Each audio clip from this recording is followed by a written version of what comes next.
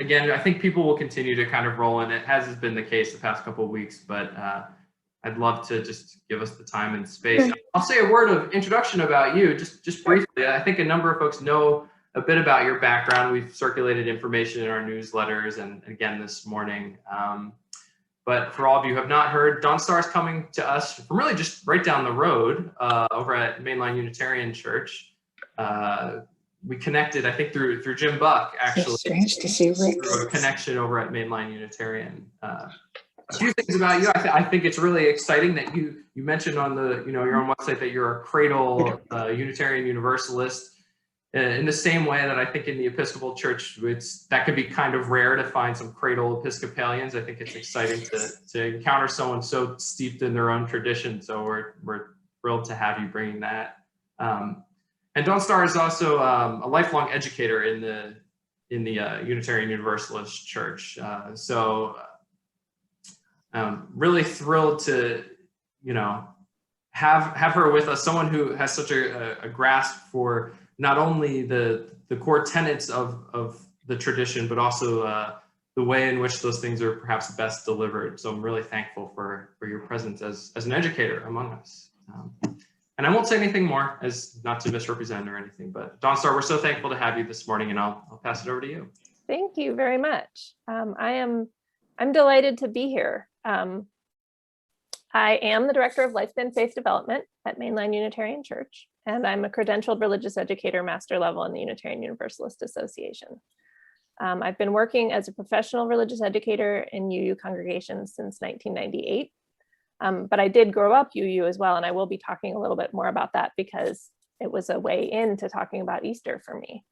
I'm delighted to be invited to join you. I love doing interfaith interactions, and I'm looking forward to sharing with you about how Easter is observed in Unitarian Universalism. In Unitarian Universalist spaces, we begin most meetings and worship services by lighting a flaming chalice.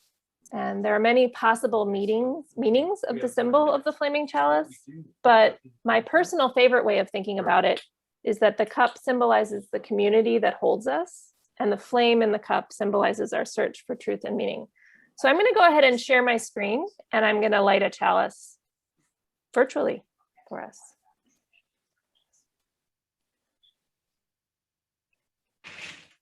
So hold on, let me make this a little bit smaller. Okay, so you should be seeing a picture of a video that says chalice lighting, no words. If you aren't, speak up and let me know so that I know the share screen is not working, but I think it should be working correctly. I light this chalice with deep gratitude for Christianity's teachings, which call us to respond to God's love by loving our neighbors as ourselves. This is one of the sources we hope to draw on for wisdom as Unitarian Universalists.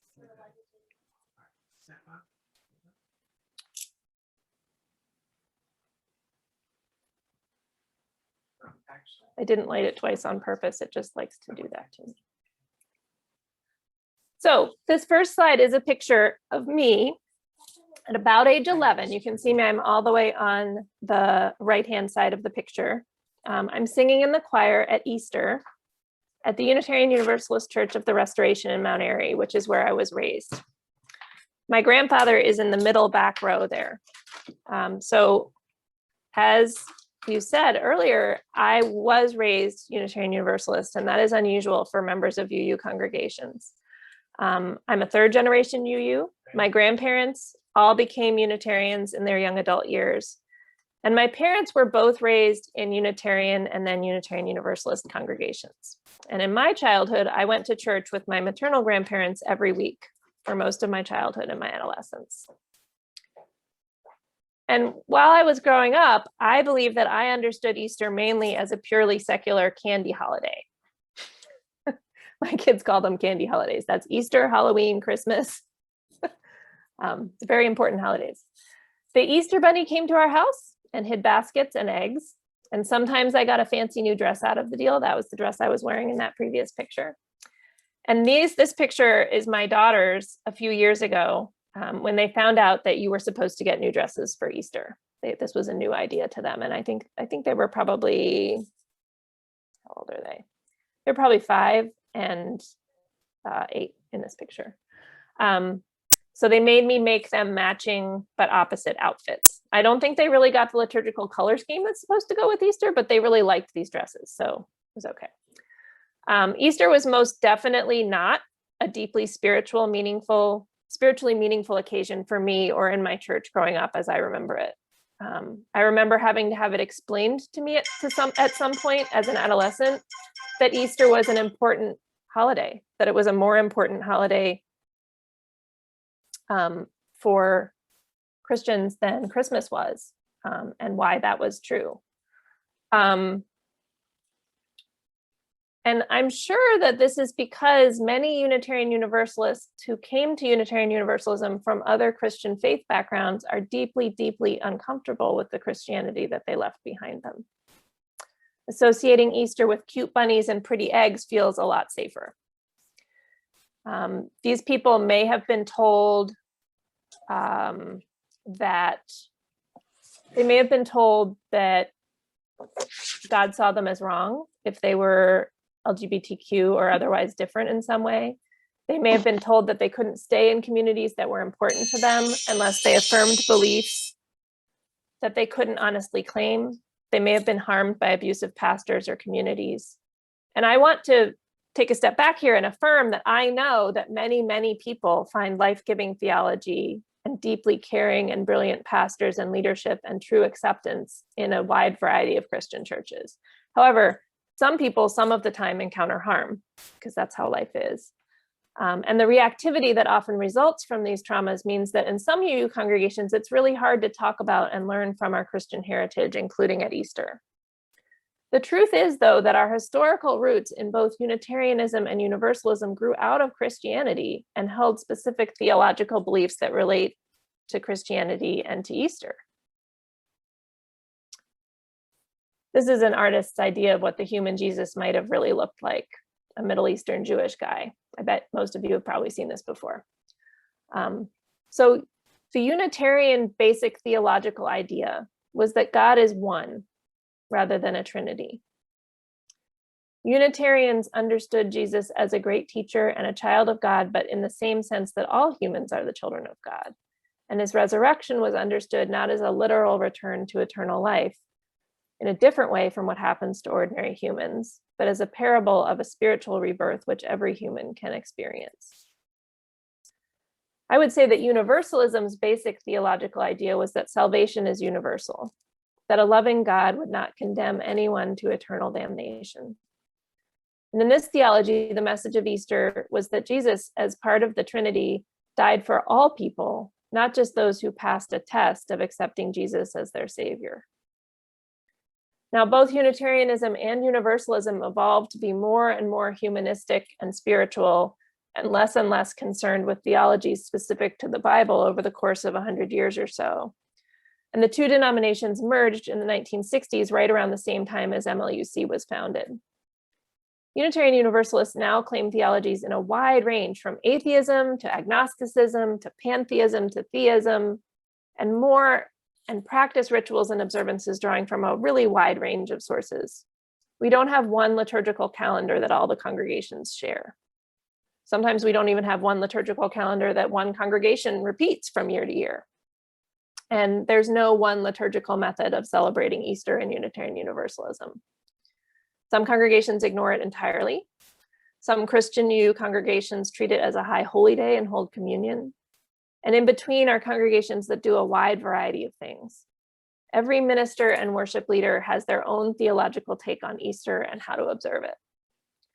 I can share with you what my congregation has done in the past 4 years while I've been there and what my perspective on Easter is. 2 of those services were in person, and 2 have been during the pandemic and live on Zoom. So 4 years ago, this is actually my favorite. 4 years ago, Easter was on April Fool's Day. And so we told 4 stories of Jesus as a great fool. Jesus calling us to joy, as he called Mary to joy when she was reprimanded by her sister Martha for sitting at his feet rather than working. Jesus teaching in riddles in the parables, such as saying that a rich man would enter heaven no more easily than a camel could go through the eye of a needle. Jesus speaking truth to power when he called out the scribes and the Pharisees, and Jesus opening us up to awe with the story of his reappearance to the disciples after having been killed and buried.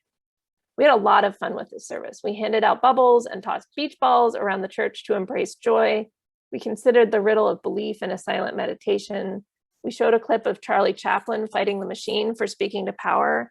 And we invited everyone of all ages into the wonder of finding what is hidden in the form of Easter eggs throughout the building after the service. 3 years ago, we wanted to place Jesus's story within the larger arc of the story of becoming in the universe. This picture that I've got on the screen right now is our altar from that day. And we told about 3 times when everything changed: the Big Bang, the evolution of life on Earth, the story of the resurrection from Mark, and then we invited congregants to imagine what they would like to change in their lives to move into a new story somehow. Our first pandemic Easter last year, we took it up as an opportunity to remind people of Jesus's focus on justice. We asked, what would Jesus do in such a difficult time as this that we were encountering then? And we answered that Jesus would tell stories, speak truth to power, and transform sorrow into hope. We invited children to read the scriptures that we were referencing.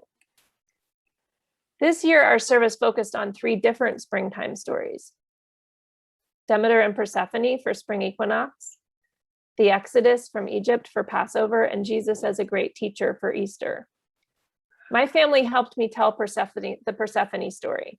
A family with Jewish heritage told the Exodus story, and a family with a Christian background told the Easter story, and then the minister gave a homily.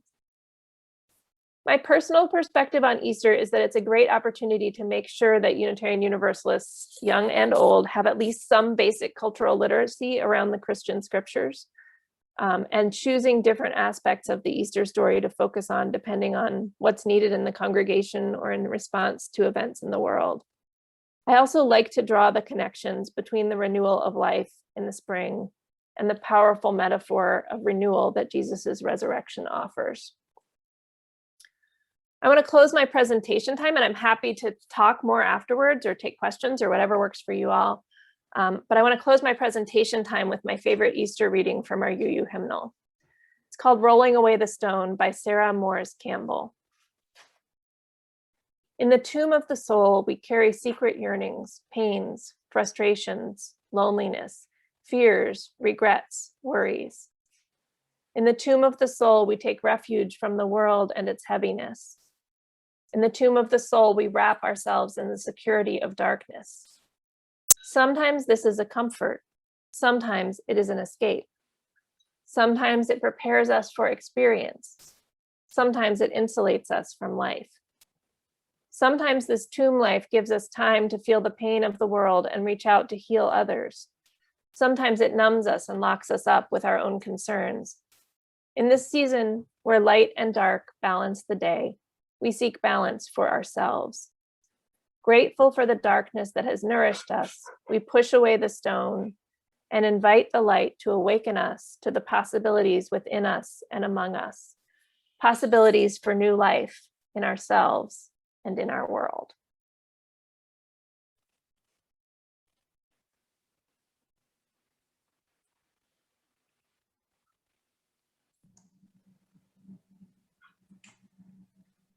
Thank you for that.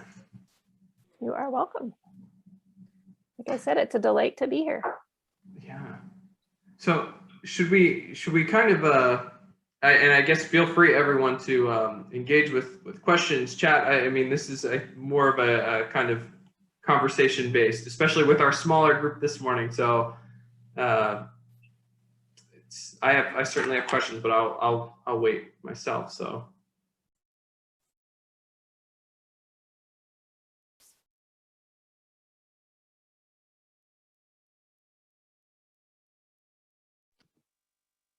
I've got a question. Sure. I always just called it Unitarian Church. Mm-hmm. You're calling it Universalist, Unitarian. Has that always been, or is it? No. So there were 2 separate sets of churches: Unitarian churches and Universalist churches. And the sort of the short version of the story is that the Unitarians had lots of money and not very many people, and the Universalists had lots of people and not so much money. And so the two denominations decided to merge in the 1960s, actually led by their youth groups. Their teenagers merged about 5 years before the adult denominations did. So they merged and became the Unitarian Universalist Association. And I would say the majority of congregations sometime in the last 60 years have changed their name so that they are officially Unitarian Universalist congregations. Mainline actually hasn't. Mainline still officially just is named Unitarian. I think mostly because the difficulty of changing a name of a congregation is vast. I think it's been tried a couple of times and got hung up. I don't think anybody doesn't want to change it to Unitarian Universalist, but if you're going to change the name, then you have to talk about changing other parts of the name. And Do you have the same, process. both categories had the same belief that the merge was easy? They were close enough that the merger was fairly easy. I would say, from my experience, the congregation I grew up in was a historically Universalist congregation, and I've worked in a variety of congregations as an adult. And I would say there are some sort of character differences sometimes between congregations that started out as one or the other. And then there's sort of a third strand, which is in the 60s, there was a fellowship movement where a lot of congregations started without a minister, and so had a very lay-led, homegrown, we're in charge of ourselves kind of attitude towards life as a congregation. And so there's sort of at least three different strands, and exactly what you get in any particular congregation depends on where they started from and what kind of growth they've experienced since then. What is your leader called? We mostly use the term minister. Mainline at the moment is our full-time, our called minister left to pursue a different career at the end of 2020 calendar year. And so we've had a guest preacher for the spring who's been wonderful, and we'll have a full-time interim to help us through a 2-year process of calling our next minister starting in August. So when you meet on Sundays, you Mhm. have a sermon? There You usually call it a is, lecture? yeah. We call it a sermon most of the time. Some of our services are what we call multi-generational. So it's intentionally meant for the children and youth to be present for the whole service, because those sermon services, we often expect that our children and youth are going to go and do something else during the sermon portion of the service. And those services don't necessarily have a sermon, they more likely have a homily or a story that goes through the whole service. I don't mean to most of the time. monopolize. I have 2 more questions. Go for it. Is there a Sunday school? There is, and that's usually what the children are going and doing during the sermon.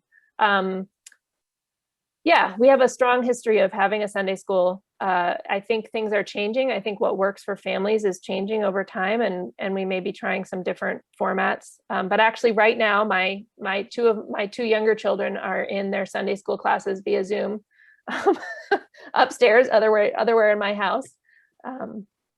What are they learning? So I will tell you what my particular children are. I'll give you a general answer, but also a particular one.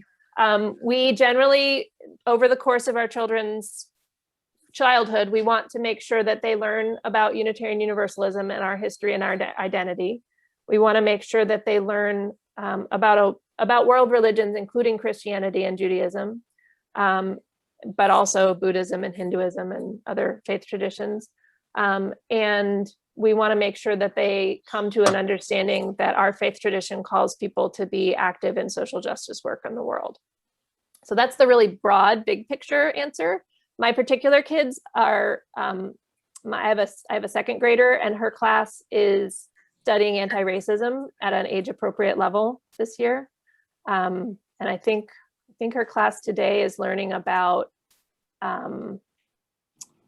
sort of symbolism, how like the US flag can represent really wonderful things, but it also has represented some not so great things. And how could we change that symbol artistically, not we're going to start all waving some other flag, but in an artistic sense, what would make that symbol a better symbol of what we hope to be in the world?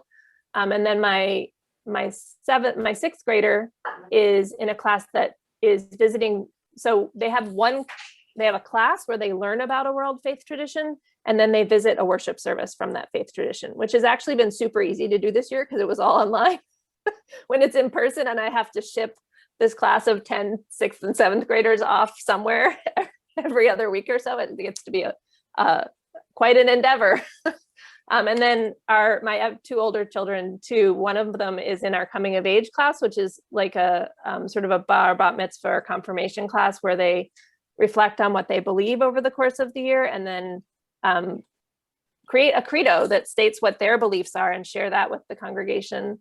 And then my oldest is in our youth group, which tends to be more social in nature, so that they can stay connected with each other. You have hymns. We do. We have a hymnal. This is the hymnal that the reading that I shared was from. Excuse the star sticker. That's my kids have decorated it this year. This one's pretty old at this point. This one's like 25 years old. So there is an update. And we're probably about due for another update, to be honest. But have you adopted music or words from other faith traditions? Yes, sometimes adopted and sometimes adapted is how I would say it. There are, the hymnal, the gray hymnal that I showed you first has a lot of older tunes, some with sort of semi-traditional language and some with language that's a little different from what you would expect to find in an Episcopal church or one last question for me. Mm-hmm. Where are you located? Mainline Unitarian Church is in Devon. It's on South Valley Forge Road. I'm trying to think what the name of the park it's right across the street from is. I'm not there every day anymore. Blinking out on the name of the park, but it's right there in Devon. Sue and John Smith there? Yes. Okay, I got it then. Lovely. Okay, people. I'm finished. Thank you. I see a question in the chat and I see other questions. So let me answer the question in the chat and then we'll go to other things. So the question in the chat is, how do Unitarians view the Bible? Humans wrote the books and humans decided which books to include. I would say yes, that is pretty much how Unitarians view the Bible. I would say there's a wide range of perspectives on the Bible. Like I don't think there are many Unitarians who wouldn't agree that humans wrote the books and decided which books to include. But I think some people still would view it as a deeply sacred, inspired by divine will document. And some people would see it as another rich example of the wide range of imagination that human beings have in the world. Yeah. Okay, so I see Carol had a question, and then I see Rick and Jim after that. Yeah.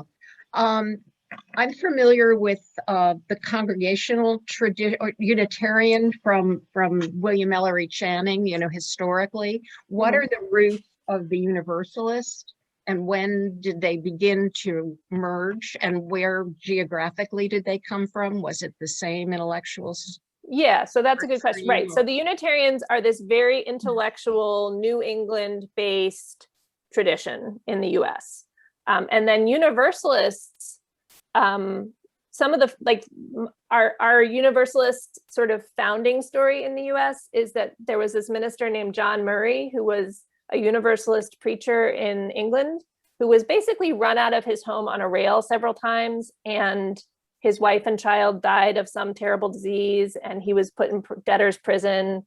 And when he got out, he was like, all right, this is enough. I'm not preaching anymore. This isn't worth it. I'm going to America. I'm going to start all over. And he got on this ship and he got off of the coast of New Jersey, actually. And the ship stopped because they needed to take on water or something.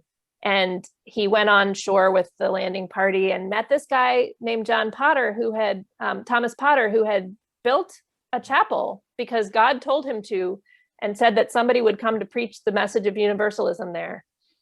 So he was waiting for somebody to show up. And John Murray showed up, and Thomas Potter said, oh, you're a preacher, you got to preach here. And John Murray said, no, I'm not a preacher anymore. I don't do that anymore. But if the ship is still here on Sunday, I'll come preach. I'll leave it up to God. If the ship is still here on Sunday, I guess I'm being called back. And so the ship was still there on Sunday, and he had to come back and start preaching again. So that's the Universalist Foundation story in the U.S. Wow. Yeah, it's a great story. And the way that it turned out, Universalism was much more missional, much more evangelistic, and moved west with westward expansion, and tended to have a lot of very small congregations that were very excited and dedicated to the idea of universalism. So they had a much more Western and Southern distribution than the Unitarians, who for a long time were pretty much sort of stuck in New England. Not that there's anything wrong with New England, but No, right. So very different. I mean, just, yeah. yeah. The other question is, that occurred to me when you held up the hymnal. Is there any kind of hierarchical structure that will say to you anything about like something like the revision of your hymnal? So the way, and there's also a question about training for ministers and use seminaries. So I'll sort of wrap those answers together, and then I'll get to Rick and Jim. So the way our polity works is that congregations are primary. We have congregational polity, but we do have a Unitarian Universalist Association of congregations. So, the UUA has its own funds and its own structure, but it is responsible to and accountable to the congregations. So the UUA creates things like the hymnal, but they do that on behalf of the congregations. Congregations can decide whether or not they're going to use that hymnal.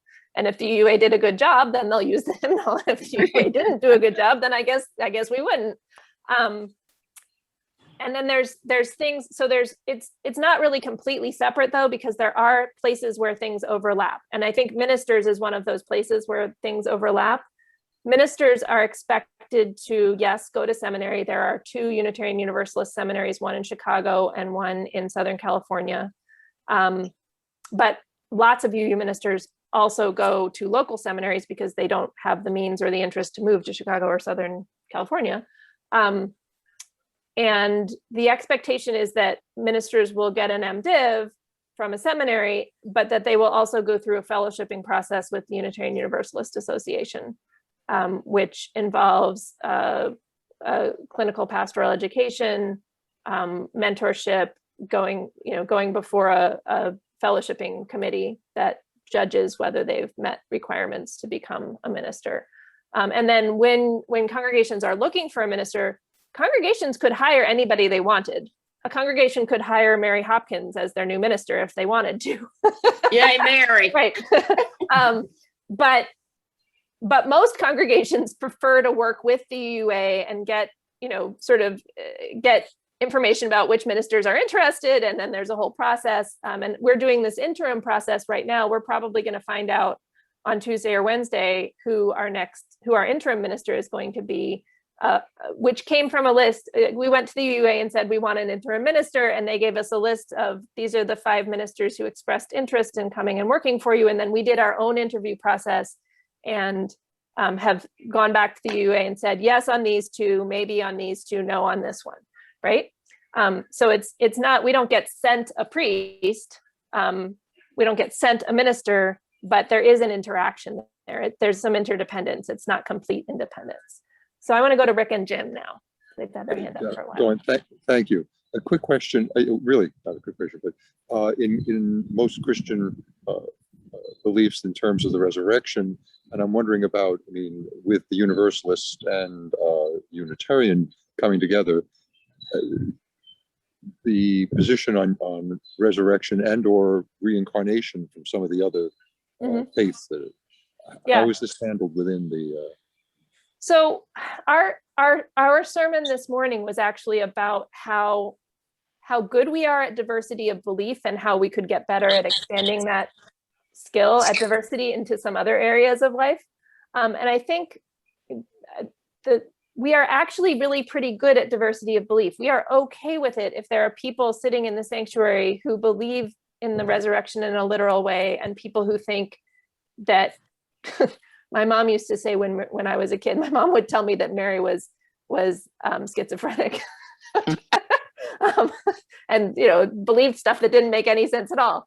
And my mom has like very much turned her opinions around. So like, I don't want to make that sound like my mom's a really raunchy atheist. At this point, she isn't. But and you know, yes, we have people who on some level believe in reincarnation, and people who think that doesn't make any sense at all. And we're able to be in community with each other and in worship with each other, primarily, I think, by just saying, it's like a potluck. Everybody brings what they like, and you get to eat what you brought, but you also get to try some of the things that other people are bringing to the table, and finding out whether this other thing that it never occurred to you that you might believe makes sense to you now. I don't think the one thing a UU congregation cannot do and call themselves a Unitarian Universalist congregation is have a creed that we require people to believe. So we're strictly non-creedal. We are not allowed to have a creed that we tell people they have to believe. And you know, people take that to varying levels of specificity. Like we have principles. We have 7 principles that, as Unitarian Universalists, we covenant to affirm and promote. And the question, you know, we often have internal debates about, like, does covenant to affirm and promote mean we believe these things, or does it mean we're not allowed to say we believe these things, because that would be a creed? And personally, I find it helpful to say I believe something, but you know, I would never impose those beliefs on somebody else. But I do think it's helpful if you're willing to concede most of the things in the principles if you're going to be a UU, because it gives you somewhere to start from. Thank you. Yeah. I see probably not Margaret, but somebody in Margaret Dana's right. Margaret's friend. Right? I'm Steve, her husband. Just a question out of curiosity. And the question will be, what is the role of the clergy in leading the congregation? Because it sounds to me, interestingly enough, that individuals kind of develop their own sense of what makes sense to them, an individual path to follow. And is the clergy's role to encourage that development, or to lay out a path on the principles, the 7 principles? That's another popular topic for debate. I think most members of the clergy come down more on the side of, it's my job to encourage people to find their own truths and walk their own paths. But that as a religious leader, it's also my job to be prophetic and say, here are the things that I find to be true that you might find true also, but in a way that is inclusive, which I think is hard. Like people will sometimes, I think the thing that we maybe have the most trouble with in theological diversity in worship is that people will take it personally when a minister shares what their belief is and feel like that excludes a different belief, which it really isn't supposed to. And I mean, the vast majority of ministers I've met and worked with don't think that way. Like they just want to share what's worked for them and invite people into a dialogue and into a discovery journey. But you can't stop people from telling themselves whatever stories they want to tell themselves about what the minister said. I'm not the primary worship leader in the congregation, but I am a worship leader in the congregation. I am primarily responsible. I have primary responsibility for the whole service, probably 4 or 5 times a year, but every service I provide some kind of story or reading for. And I think my experience has been that, I just try to provide as much variety as I can, because there's so much interesting and good stuff to learn from and grow from. And I think that's what ministers do too. But I mean, part of the reason I am not a preaching minister is that I think it's pretty inhumane to expect a minister to be able to come up with something wonderful and new and amazing every week, all year. So I have much sympathy for the preaching minister who has to do that. Thank you. Sure. What are the 7 principles? Okay, I knew you were going to ask me that. So I have been a UU my whole life. The principles did not exist until I was about 7 or 8 years old. And still to this day, the only way that without looking it up, that I know exactly what all of them are is singing a little ditty to the tune of Do Re Mi. that gets all 7 of them, and then I can remember which ones are which. But I have a hymnal right here, so I won't do that to you. Although I am a pretty good singer.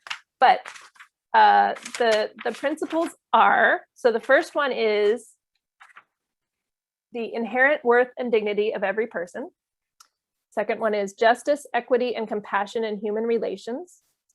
Third one is acceptance of one another and encouragement to spiritual growth in our congregations. Fourth one is a free and responsible search for truth and meaning. You may have noticed that we're really wordy. We like being wordy. The fifth one is the right of conscience and the use of the democratic process within our congregations and in society at large.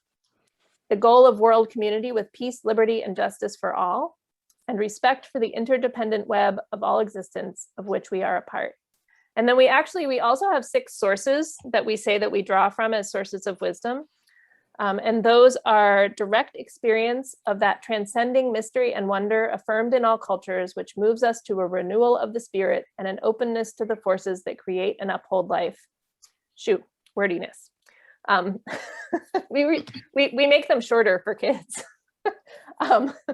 Words and deeds of prophetic people who challenge us to confront powers and structures of evil with justice, compassion, and the transforming power of love. Wisdom from the world's religions, which inspires us in our ethical and spiritual life. Jewish and Christian teachings, which call us to respond to God's love by loving our neighbors as ourselves. Humanist teachings, which counsel us to heed the guidance of reason and the results of science and warn us against idolatries of the mind and spirit. And this hymnal is old enough that it doesn't have the 6th one in it, which is about, maybe it's in this one, which is about, yes, it is. Spiritual teachings of earth-centered traditions which celebrate the sacred circle of life and instruct us to live in harmony with the rhythms of nature.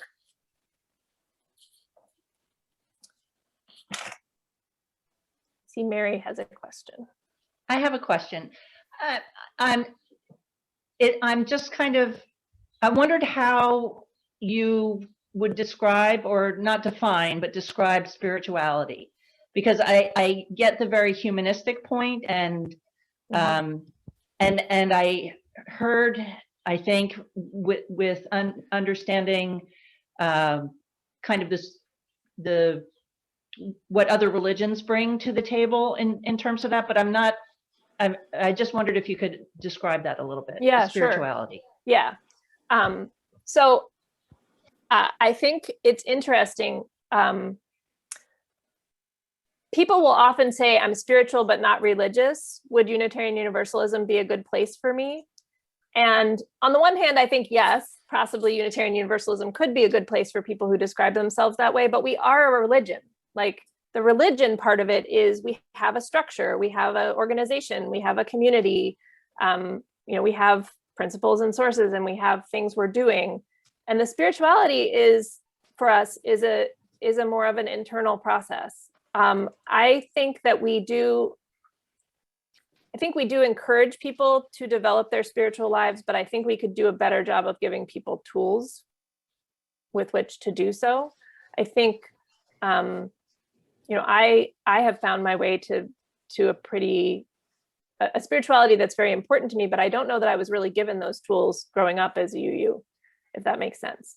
I think the most common spiritual practice that UUs do is probably,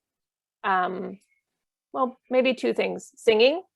Music tends to be very important in our congregations. So I think being in the choir and singing hymns every week is an important spiritual practice for many UUs. And the other thing, which might not be, this might not be what you are thinking of when you think of a spiritual practice, but I think it is one, and I think it's a really key one for UUs, is being part of small group ministries, which is, there's a bunch of names for them, but it's a small group of 8 to 10 people who get together, either biweekly or monthly to have a spiritual conversation about some topic that they've chosen and are willing to engage with. And I think that's a core spiritual practice for a lot of Unitarian Universalists. We also have lots of people who meditate. We have 2 ongoing meditation groups at MLUC that are very well attended and very popular. We have yoga classes. We have, we don't tend to have prayer groups, although I have known UU churches that have prayer groups. We, I journal, people do various different forms of body work. When I teach classes on spirituality for the children, I talk about prayer, I talk about meditation, I talk about using our bodies to connect with the spirit. I talk about singing. I'm trying to think if there's any other, I usually talk about things that other traditions do, like prayer beads or,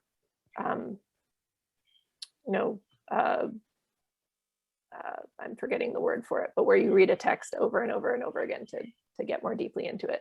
But I think the things that people in churches actually sort of all do are singing and small groups and probably meditation in most congregations.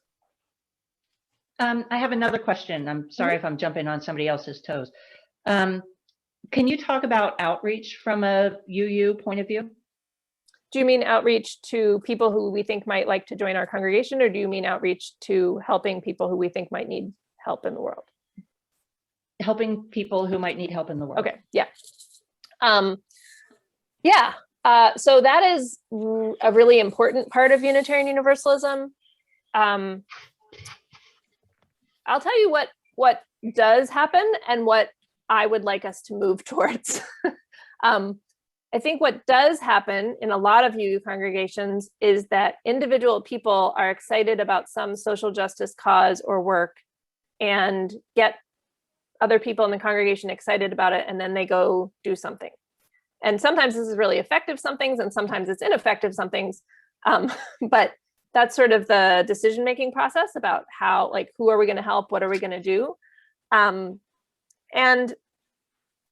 I don't think there's anything wrong with that, but I think that social justice work is more powerful the more intentional you are about it, and the more you're able to partner with the people who might be affected by what you're trying to work on. So what I try to work with congregations to help them move towards is going out into the community and saying, so what are the things that you would like help with? Rather than walking in and saying, we're going to start a food pantry, like going and saying to a given community, what would be the most helpful thing we could do? If it's a food pantry, that's great. How would it be most helpful for us to do that? But if it isn't a food pantry, if what we really need is after school care, then let's do that instead of this idea that we came out here with. I think it is more effective when it's not just individual people's pet projects. I think that can be a challenge that we have, because nobody wants to let go of their thing that they feel is really important. And it probably is really important. It's not that I'm saying it's not important. It's just that when you have a congregation who needs to work together, it's hard when you've got 10 different people sort of competing for people's attention. The most successful, deepest, most meaningful social justice project that I would say MLUC participates in is that we are part of the Interfaith Housing Network, which pre-pandemic, I don't know whether your congregation is part of it or not. I'm not actually, you are? Okay.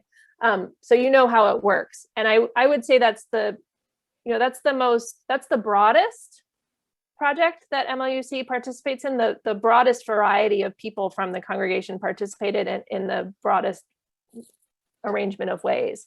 And in the pandemic, that's also been true. We haven't had people in our building, but we've hosted by bringing food and whatever. We did a stuffed animal sleepover at church, which was a fundraiser for IHN, which was a lot of fun and got a lot of people involved who I don't think otherwise would have gotten involved. And we're going to do a couple more projects like that this summer that just give people a variety of ways to connect that aren't just one thing that people with one set of skills or amount of time and energy or money can contribute to.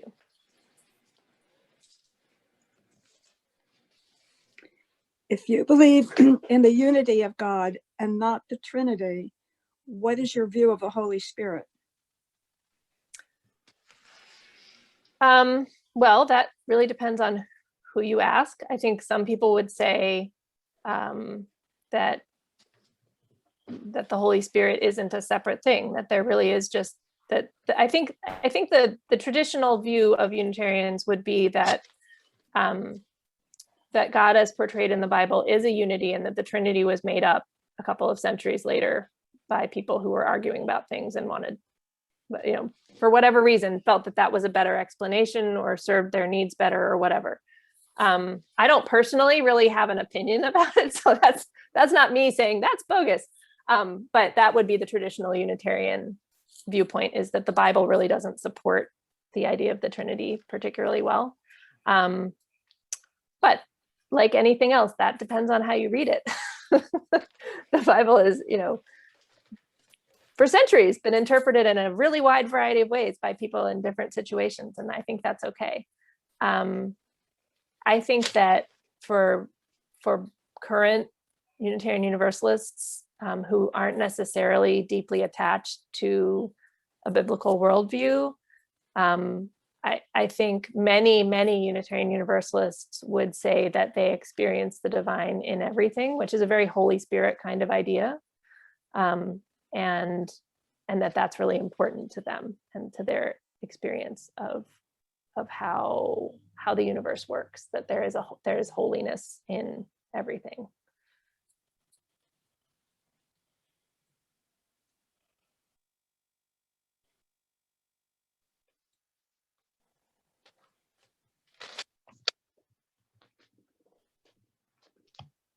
Michael, you said you have questions. I'm curious. Well, you know, I certainly have some reflections thus far. I'm really struck by the fact that,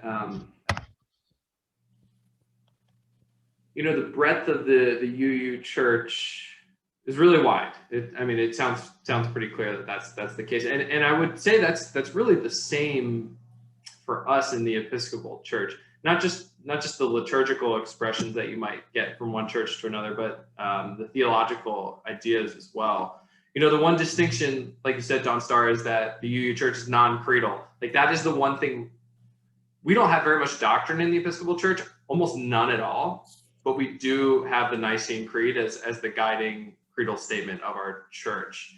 How people believe that statement varies from one place to another, and I'm certain there are folks in Episcopal congregations throughout the United States who probably don't believe in a lot of the creed, but they still find themselves comfortable in an Episcopal circle, however that might look for them. My initial question to you was the idea of universal salvation. I actually don't see that as being outside the scope of our tradition whatsoever. I think the way in which we get there is probably a little different. I'm wondering if you could say some things about. Yeah, well, yeah, I agree. I think that universal salvation has really become a much more mainstream Christian standpoint since, the Universalists, you know, were proclaiming their good news in a time and place where there was a lot of really strong Calvinist predestination. Not only was hell a possibility, it was maybe like a certainty no matter what you did in your life because you were predestined to it. So they were pushing really hard against something that is much less common in mainstream Christianity now than it was at the time that they really took off. So sometimes we talk about it as we won. We convinced everybody. Not quite true. You know, there's certainly,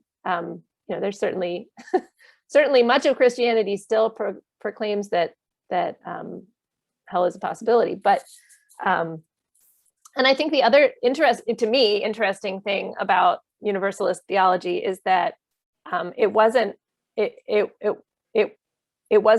just one theology. Like it evolved over time. The reason the church that I grew up in was called the Church of the Restoration is because it was a Universalist church that believed in the restoration, i.e., God was good and would save everyone, but only like bad people would have to go through purgatory first and then be restored. Whereas the non-restorationists just felt that God was overflowing love and that everyone would be reunited with God immediately after death.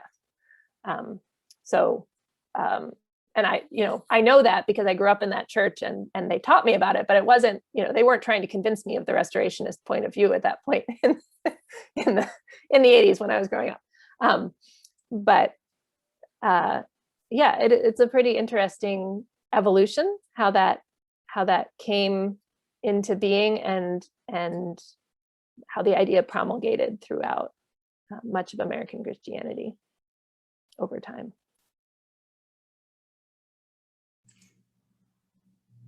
Maybe a follow-up question here. I'm the idea of the restoration and things of, final things kind of thing. Is there space for that in the UU tradition, like some sense of eschatology or return of some prophetic figure, whoever that might be? Is there kind of a mainstream belief?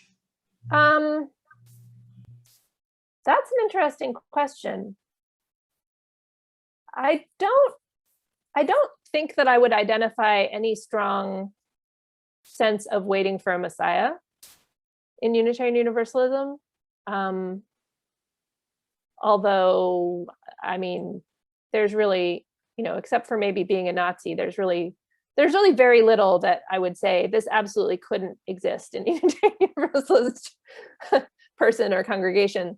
Although that's an interesting question too, because when we do the coming of age program with our, young teenagers, a lot of them are very tempted in their credo to say, well, being UU means you can believe anything you want. And we really have to work with them on that's really not what you mean. There are things you can't really believe and be a Unitarian Universalist. You can't believe that it's okay to hurt people just because of how they were born or who their ancestors were. Like there's things that aren't okay if you're a Unitarian Universalist, but that still leaves a really wide range of possibilities. I don't know if that's a particularly good answer to your question, but that's. And I love the practice you have in the coming of age class. It's interesting. We started a new curriculum for our confirmation class 2 years ago.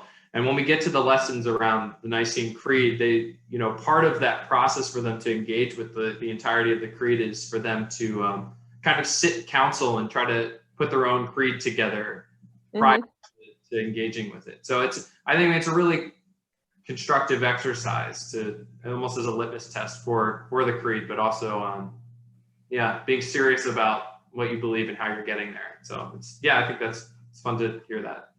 Yeah.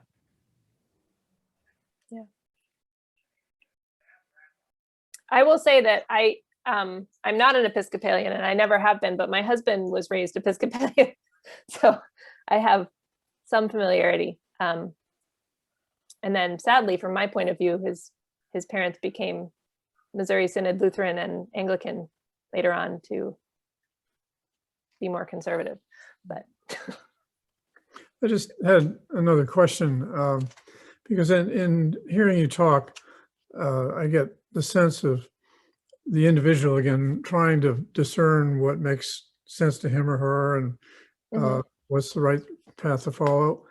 And so in some respects, is the individual his or her own prophet rather than looking for a prophet? Yeah, I think that's one way to put it. I think there's a very real struggle in Unitarian Universalism between the impulse to that extreme individualism and the need to be held in community. And I think a lot of people come to Unitarian Universalism because they have a real strong need to be able to follow their own conscience, their own prophet, as you might say, their own inner voices of religious seeking. But it doesn't really work to have a congregation that's, all cats trying to go their own direction. You need you need to be able to bind people together, and so that's an ongoing, that's the 7 principles and balance. and which that makes sense. Yeah. Well, and I guess I'll also say that we see it as a process of faith development, that it is a normal part of human spiritual development to want to strike out on your own and think for yourself and figure things out and decide what you believe.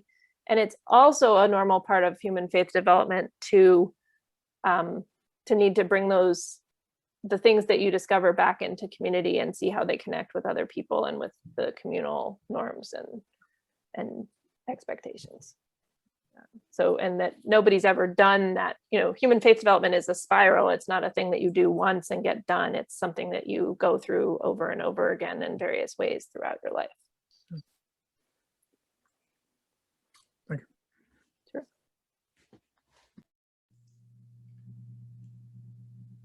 I'll offer one more reflection. I see we're getting close to time here. You know, in the language of the seven principles, I also heard a really strong echo to our baptismal service. Actually, a lot of the language is very similar to the statement in the baptism that the new candidates would be making, or someone would be making on their behalf. So it's interesting. I mean, obviously, it's one of the primary ritual movements of our tradition is baptism and this kind of people-making service. So to hear that language paralleled it's really interesting. The idea of inherent worth and of each individual and equity and justice, and much of that is in our tradition as well.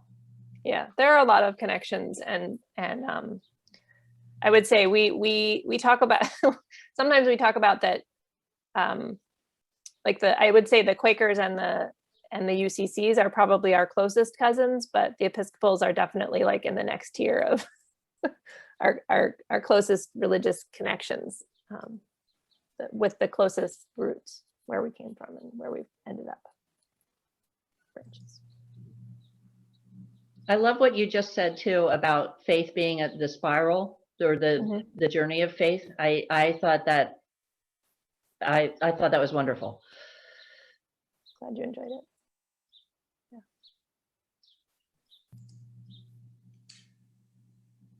Well, are there any more comments, questions for Dawn Star? I'm going to keep us honest to our hour kind of time slot here. Thank you so much. You're welcome. I so appreciate the invitation. This was a really fun conversation. Thank you, thank you, Yeah. thank you. Yes. Thank you. Thank you very much. Thank you. Thank you all for joining us this morning. Yeah. Good to see You're you. welcome. Bye. Dawn Star, it's great to see you. Thank you all. Thank you. Thank you. Take care. Thank Bye. you.